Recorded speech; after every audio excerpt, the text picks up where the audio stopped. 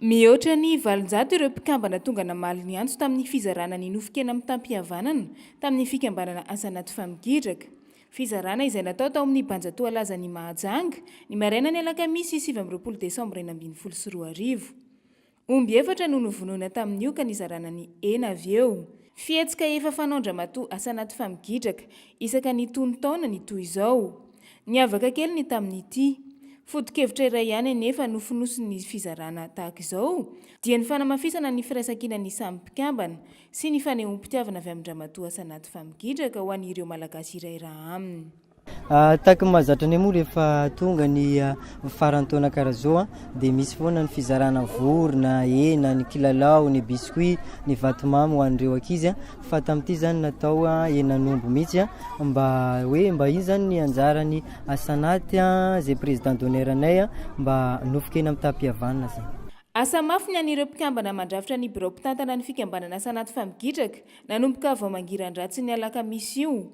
Tamin'ny fanomanana, ny famonoana ny omby ary ny fitsinjarana ireo ena ho an'ny mpikambana rehetra. Nisy ihany ny indrikely tany am-boalohany mialohan'ny fizarana, teo amin'ny filaharana ho an'ny mpikambana rehetra, saingy nisava izany ary dia nizotra tamin'ny mpilaminana ihany ny fizarana. Zany hoe tanteraka soamantsara zany ny fizarana zay ena amin'ny tampihavana zay natolotra ho an'ireo mpikambana zay anatin'ny association asa anaty famigiraka. Zany hoe iny zany mba hoentiny ireo mpikambana miara-misakafo zany amin'ity fety ity dia hisorana ireo mpikambana dia misy somary hoe korotana kely zany teo amin'ny fizarana tamin'ny ena tamin'ity nandroan'ity fa dia zany hoe efa hita zany ny indrokely fa manaraka zany manatsaratsara kokoa amin'izay resaka hetsika zay atao amin'ny taona ho avy izay. Izao hetsika fizarana ena izao no tontosa teo amin'ny fikambanana asa anaty famigiraka dia ny filoam-boninahitra no vinahitana ny angadinananana tamin'izany. Mpanatanteraka fotsiny ihany ny birao mpitantana. Zay atao amin'ny association asa anaty famigiraka zany dia miraro soanareo ho avita fety sambatra dia tena isorana lehibe moa zany ny président d'honneur anay asa anaty famigiraka zay izy moa zany tsy eto an-toerana fa any Norvège. Izy moa zany no fototra n'ity zay fizarana androany ity fa za eto moa zany dia mpanatanteraka membre de bureau ato amin'ny association asa anaty famigiraka dia misaotra betsaka anazy zany atsika dia mirary antsika ho azo fety sambatra daholo. Feno fankasitrahana ny mpikambana rehetra tamin'izao fihetsika nataon'ny fikambanana asa anaty famigiraka izao. Tsy anka voky fa voninahitra ifanomezana. Natolotra asa anaty famigiraka tamin'ny fofeny fitiavana ireo fanomezana ka noraisin'ny mpikambana tamin'ny fofeny fankasitrahana ihany koa. Misaotra ny asa anaty famigiraka fa tena gidraka iaina aty.